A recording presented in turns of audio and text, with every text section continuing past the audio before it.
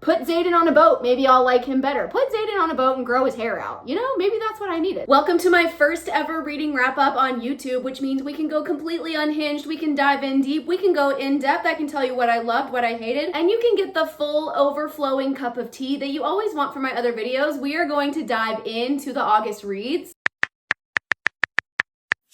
So in August, we had a 6-star God tier series that I can officially add to my roster, but unfortunately, we also had 2 DNFs that I'm actually really petty and upset about. So let's get into all of the books I read in the month of August. I'm gonna tell you exactly what I thought about them. We're gonna deep dive, we're gonna go unfiltered, and I'm gonna tell you which ones are absolutely worth your time and which ones are a waste of time. Now I know you guys are like, girl, tell us about that 6-star read. I'm gonna tell you right now, this was my first ever 6-star God tier dark romance, okay? Before I read this, my favorite of all time dark romance was The Torment duet by Dylan Page, and that is an emotionally damaging roller coaster of actual despair, and I would absolutely recommend everybody read The Torment duet. However, this was a series that I put off because I was so sure it was overhyped and I was so sure I wasn't actually gonna like it. Boy, was I wrong. I was so wrong. The Edge of Darkness trilogy by Lee Rivers, insatiable, voracious, and restitution. This is probably one of the best things I have read in the entirety of 2025. You guys, why did no one tell me that the men in here were Scottish? Why did no one tell me that we had an MMC who is literally like, he's a morally gray, tortured soul that also has a Scottish accent? You guys, what? Not only does he have a Scottish accent, but he has a dad that I quite literally would crawl across a roasting desert for. I would lay down on a sword for Tobias Mitchell. We're getting ahead of ourselves. The Edge of Darkness trilogy by Lee Rivers is a dark romance. Definitely check your trigger warnings. This is not a light, fluffy, happy time. However, for anybody who really needs to know this as a trigger, it is primarily a dark romance, so it does not have like a completely devastating, horrible ending, okay? So I don't want to give you any spoilers, but this is not going to like completely depress you until the end of time. Torment, I would say, is a dark love story. I wouldn't call that one a romance. This is a dark romance, all right? Not only is this a dark romance, this is like a heavy, dark, emotional story that addresses trauma and abuse and really, really real like topics that are very difficult to read about, also to think about in general, and the author writes about them so delicately and so beautifully while also like scarring you beyond belief. Like I had to sit with my jaw on the floor staring at a wall after some of the passages in this trilogy. This will change your life. It is not super light, fluffy, happy time, okay? The majority of this story is misery. Why do I like that? Who knows? But if you're anything like me, if you like a big whopping side of emotional damage with your dark romance, with your romance, and with your sometimes light and fluffy times, this is beautiful, okay? So our main characters in here, we have Cade and Stacy, who literally meet when they are like teenagers. They might even be younger than teenagers. There's nothing inappropriate happening with children in this book, but this sort of follows the timeline where you're with them. You start out with them as adults and they absolutely hate each other. Something horrible has happened to like ruin their relationship. And throughout reading books 1 and 2, you're going through flashbacks of what happened to them. So you start at their origin story when they meet. It's so sweet. It's so emotional, especially like knowing where they are in the future. You're like, how did we get here? There's a mystery, there is heartbreak, and I like, you guys, this is so amazing. I teared up so many times while I was reading this, and this has very heavy subject matter in it. So this is for people who want to feel a very wide range of emotions, and this is also not a dark comedy, but it absolutely pokes fun at the absolute like emotional trauma that's in here. So you will have moments where something absolutely horrible is happening and someone makes a joke about it that will actually have you laughing out loud. So this is quite literally the perfect mixture of heartbreaking, hilarious, endearing. I was rooting so hard for everyone in here except the big villains. The big villains, I absolutely wanted them to like unalive themselves the entire time. Like, this is an experience that I truly would recommend to anyone who is comfortable diving into something this dark. Definitely check the trigger warnings, definitely check it out. Like, if you're not scared of anything like that, I went into this blind, but if you know that you have personal hard stops, check the trigger warning page before you read this, because this is not for the weak. And this was my first 6-star dark romance. I truly thought like my favorite was going to be Torment. I thought my second favorite was going to be Haunting Adeline. Like, I truly haven't really even started my dark romance journey. The only other dark romance I've read has been Beautiful Venom by Rena Kent. So I fear that I might have set the bar too high reading this so early on, because I don't think I've heard anybody talk about something being better than this. And we are adding Psychotic Obsession, which is a prequel story about Tobias Mitchell, the dad in here, the daddy. God, you guys, I never in my life thought that I would say I'm into this man's dad. Truly 100% with no sarcasm. I'm not being facetious. I'm obsessed with Tobias Mitchell. And I know that his story is heartbreaking. I know that his story actually doesn't have a happily ever after. Like, that's not a spoiler. It's pretty early on. You meet him in a mental hospital, so that's where he ends up. So I'm actually more excited to read Psychotic Obsession, which is Tobias and I think her name is Aria, the mom in here's origin story. So let me know if I'm gonna be okay after reading that. And I have thought about making Psychotic Obsession our dark romance book club. I thought about making like a romantasy version and a dark romance of a monthly book club. So number one, let me know if you want 2 book clubs, one dark romance, one romantasy, and it's not too late. If anybody wants to buddy read, book club read Psychotic Obsession with me in September, let me know, because I will be picking it up within the next like 2 days. From good to bad, let's move on to my first DNF of August, which quite honestly, I am shocked that I DNF'd this book. Let me tell you about it. It's a dark academia. It has funny animals in it. It's got a teacher-student relationship, and I DNF'd the shit out of this. Like, what?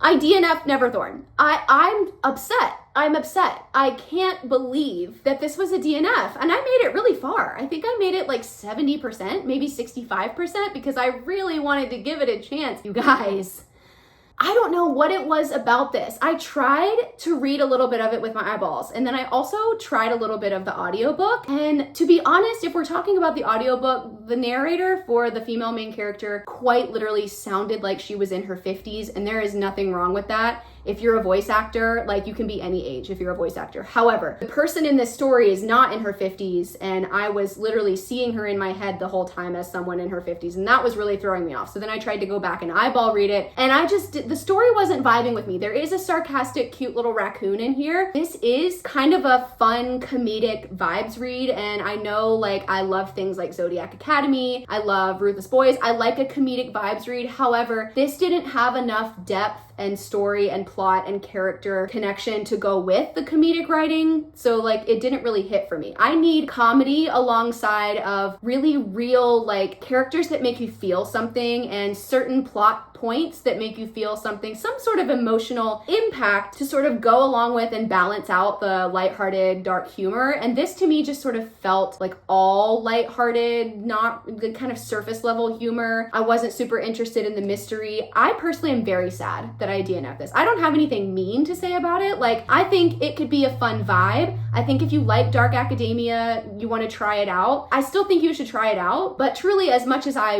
really wanted to like it and I tried to make it work, and I don't know, I absolutely couldn't get through this. And I don't know, anybody who made it to the end, if you disagree with me, if you think I should give it another go and read the last 30% of the book, if you think it will get better at the end, definitely let me know. But I have yet to DNF a dark academia book. Like, that's like my bread and butter. So it kind of has to be a big deal if even I can't finish a dark academia book. So unfortunately, Neverthorn was a DNF. I like other books by Shannon Mayer, so I will continue to read Shannon Mayer, but this one personally, unfortunately, was not for me. Now, one of the things I talk about repeatedly loving in a romantasy book is tension and yearning. And I also really love like a lost memories trope. So this here, The Silversmith by L.J. Claren, was the first thing I read in August, and it was a win. It started my August off with a bang. I think that the tension and the yearning in this book were top tier. Like, I like when the tension is like so thick that you're angry about it, that you're like, just say something to each other, like, just do something. I like to torture myself like that, so I feel like I was really vibing with the romance pacing in here. I think the story pacing in here is also a slow burn. So for those of you who really need like action right out the gate, for things to move really quickly, this is not a story that moves really quickly. It's sort of starting something like Throne of Glass. I would say that it moves quicker than Throne of Glass, but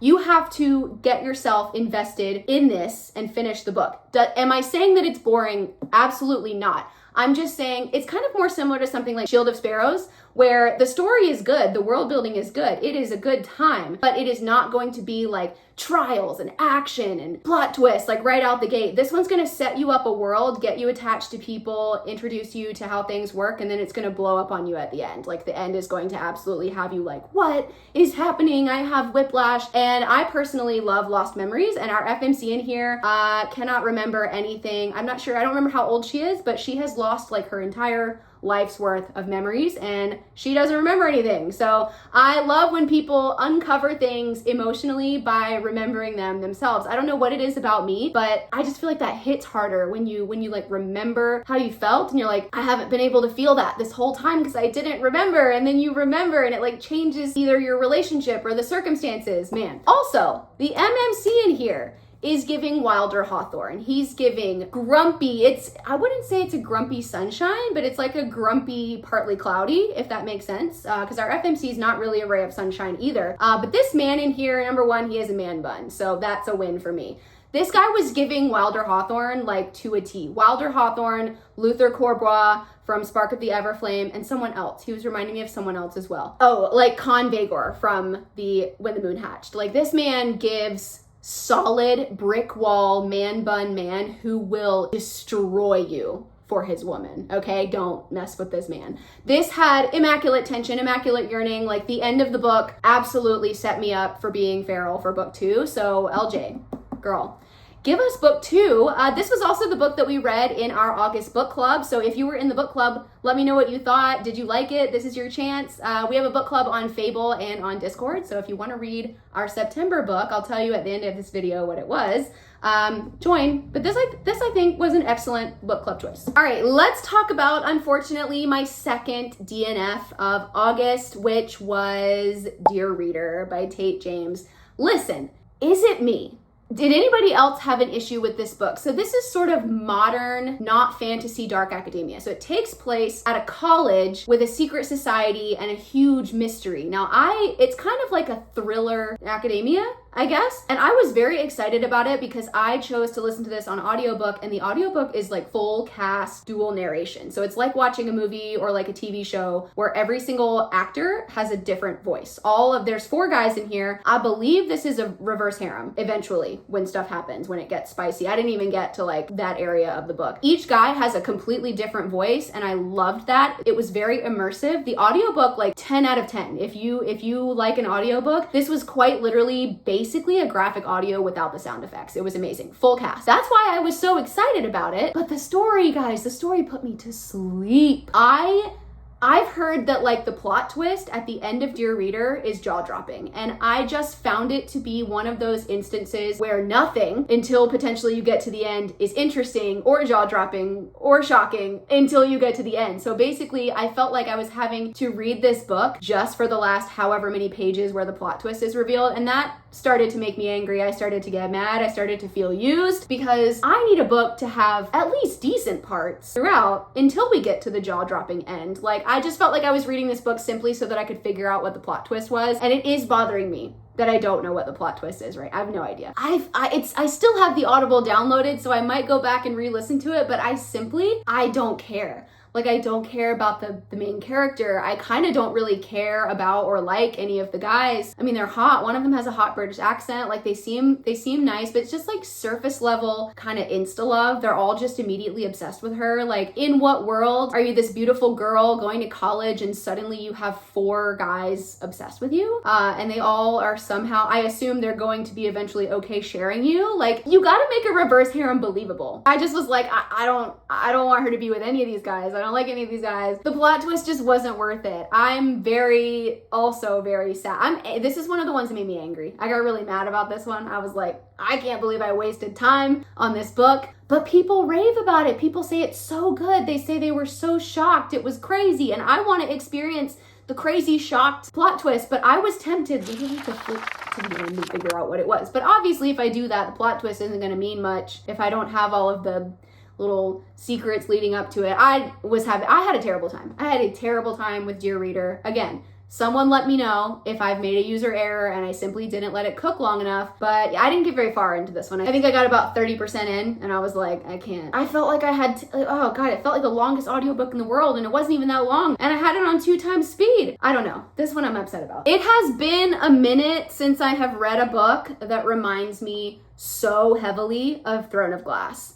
But A Wrecking of Salt and Fire by E.K. Kondos. This, I'm sad for this. Number one, our morally gray MMC who captures our FMC is a pirate lord, okay? He's a pirate lord. He's like a pirate shadow daddy. And I have recently, unfortunately, at the end of the summer season, decided that I'm now obsessed with pirate MMCs. And I'm gonna be reading more pirate books. Spoiler, I read a second pirate book in the month of August. This one, it reminds me of Throne of Glass. If you got to like skip the slowness of books 1 and 2 and sort of jump right into book 3 where you get all of the new POVs. So this book has 3 POVs in it. We have our FMC's point of view, we have her sister's point of view, and then we have her betrothed's point of view. And then we have a 4th POV at the end. I won't tell you who that is, but we do have a 4th POV at the end. And Anthony Palmini voices the secret 4th POV at the end, you guys. So if you like Anthony Palmini, he's going to be more prominent in 2nd, 3rd, however many books are in this. Anthony Palmini was the voice of Rhysand in the ACOTAR graphic audio. He's also the voice of Slade Ravager in The Played a Prisoner. He's also the voice of Kingfisher in Quicksilver. So Anthony Palmini, literally a god of voice acting, our favorite shadow daddies. But this is a shadow daddy who owns a pirate ship and he kidnaps our FMC, and it is tension, it is angst, it is, I don't even know how to describe it because this book truly feels like the beginning of something big. So I wouldn't say like a ton of action or like a ton of things happen in this book. And I know that that sounds bad. That's not what I mean. What this feels like is a huge buildup for like everything to go crazy in the remaining books. There's a lot that happens. We have a kidnapping, obviously. We have 2 men in here. One of them is the betrothed of our FMC, and then one of them is the man who kidnaps her. So like, good luck figuring out which one we're gonna go feral over. And then we have the point of view of the sister, who seems like she's going to be a very important character in the 2nd and 3rd or however many books are gonna be in here. So there's a lot going on. It's not hard to understand. It's very easy to understand. It's easy to read. There's not a ton of like super complicated world building like in Throne of Glass, but like this feels like something big. This feels like something big. That's all I can really say about it. It's got a pirate shadow daddy and it feels like a big epic story that's just starting in this book. And there is betrayal. There are plot twists. There is quite an action-packed ending. And there are a lot of characters. I listened to the audiobook for this one and then I also I popped back and forth. I did some audiobook and then I eyeball read when I had time. And this one also has different voice actors for different people. So we've got 2 different voice actors for the sisters, and then a different voice actor for the betrothed, and a different voice actor for the pirate lord. So we've got four voice actors in here. I think that really helps everything be more understandable. And this is the beginning. I feel like this has potential to be one of those series that you then compare and you're like, if you like Throne of Glass, like this is an epic series that will like get you out of that reading slump. So speaking of pirates, we also read Of the Stars and Sea by Brianna Remus. And this, listen, not only is our MMC a pirate, but our FMC is also a pirate. So this is sort of giving like if Captain Jack Sparrow got with a really hot version of Calypso from Pirates of the Caribbean. Our pirate FMC is sassy. She is not going to take anything from anyone. She is a very strong-willed FMC. The beginning is one of those beginnings that sort of reminds me of like Crescent City. It's gonna knock you off your seat kind of early into the story. And then the end, the freaking cliffhanger at the end of this book is one of the rudest cliffhangers I have read in a long time. Like this one, I'm pissed off, but I love that. I love to be pissed off, okay? So this has forbidden love. I would say I read a lot of angsty romance this month. I wouldn't say that I read any like true enemies to lovers, but I read a lot of really good like angst, forced proximity. There's really good forced proximity in here. And the MMC in this one was giving very similar vibes to the MMC in here. He was a little bit more of like a big, large man with a pirate man bun. He had a pirate hat, like, and he was sort of like touch her and I'll unalive you. Like that was his vibe. But then he also had shadow powers, I believe. I believe this is also a pirate shadow daddy. So we're getting a nice little like crossover of our traditional shadow daddies with a little island vibe, little water pirate vibe going on with them. I liked this man. I will say he reminded me of like a more interesting pirate version of Xaden. And we know that I don't love Xaden, but I feel like put him on the sea on a boat and make him have less secrets, and I can get behind it. This man's not hiding his whole life from our FMC, okay? I feel like their communication is a little bit better. They mostly just annoy each other. This pirates, we are on a pirate roll this month. I've got all the recs for you with pirates coming. I've made like a whole list. Please drop your favorite pirate recs because I feel like this is a new side of myself that I've discovered. And if the man is on a boat, we like him. I don't know. I put Xaden on a boat. Maybe I'll like him better. Put Xaden on a boat and grow his hair out. You know, maybe that's what I needed. Okay, now listen. I do not like a mafia romance, but I think I've been missing out. I've been missing out because I dipped my toe into the mafia romance genre with a urban fantasy Snow White retelling.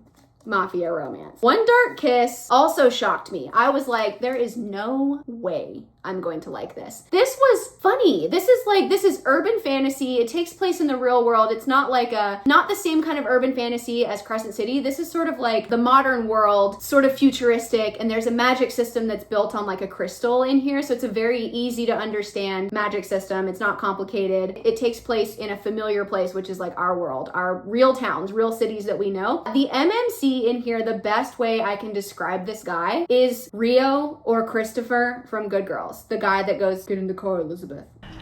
Get in the car, Elizabeth. That guy.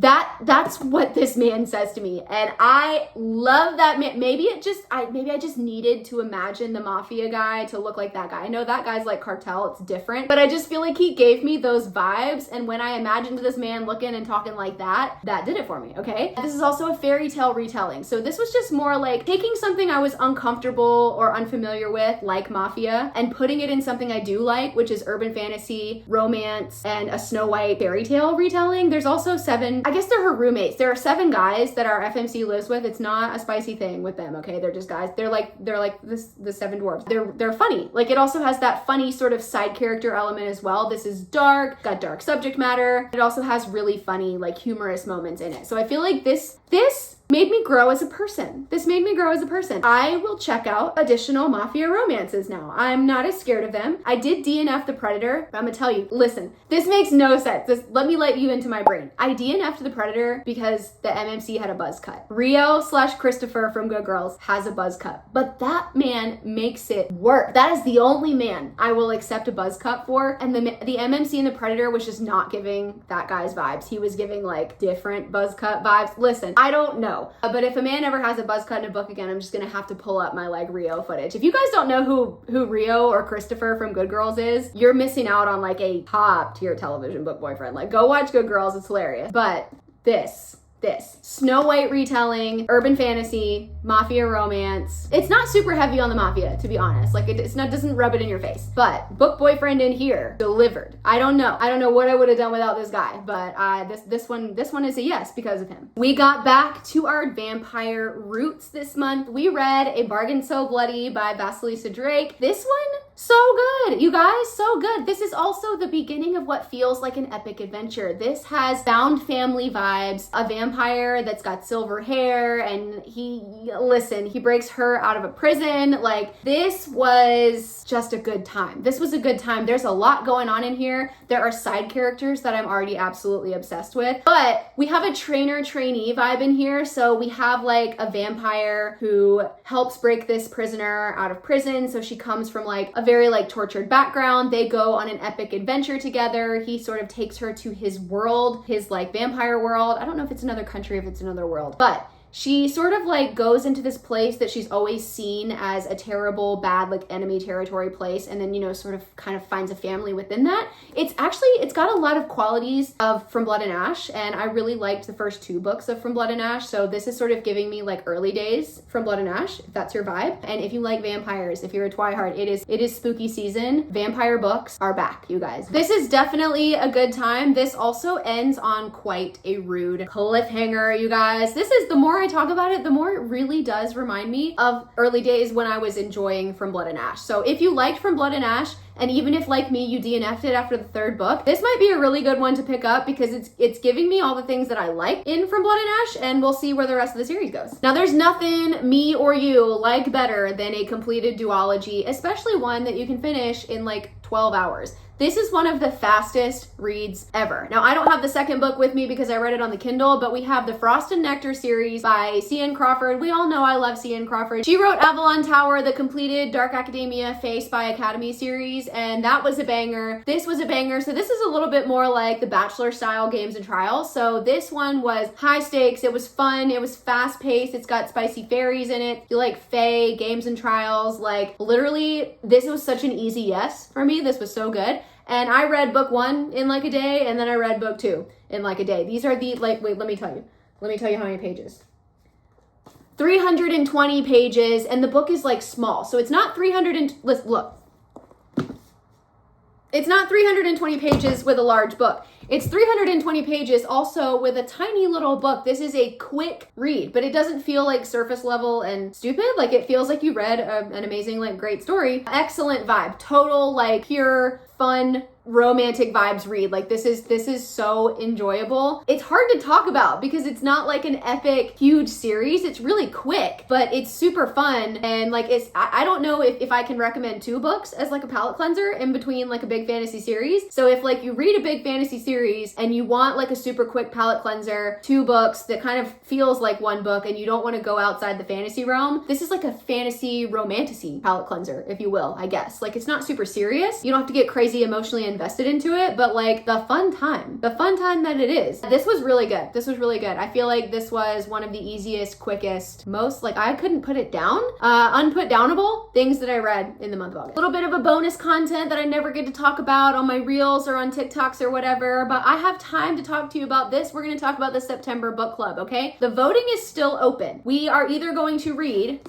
In the Veins of the Drowning. This has outrageous reviews. Or we're going to read Spark the Flames, which also has outrageous reviews. So I feel like there's no way we're not going to be reading a 5-star banger. Currently, In the Veins of the Drowning is winning, so that's why I'm showing you this one. I'm pretty sure, I'm about 90% sure that this is going to be our September book club. So if you really don't like this as an option, we are on Fable and we are on Discord. Both of those links are in my bio everywhere, and you can go vote for the September book club. However, I'm pretty sure it's going to be this one, and I'm very excited. I've heard that this is so good. I don't know if it's a standalone, but this has, I've never seen 2 books, both of the ones we chose this month. I have never seen 2 books with such crazy good ratings. So I've heard nothing but good things about this from people that I literally know, and then the entire Goodreads community says that Spark the Flames is amazing. So, or is it Spark the Flame? I don't know. Apparently that one has dragons in it, and this one has a winged siren. So 2 completely different vibes. I think this one's a little bit more dark and moody and like emotional, which is personally what I'm looking for.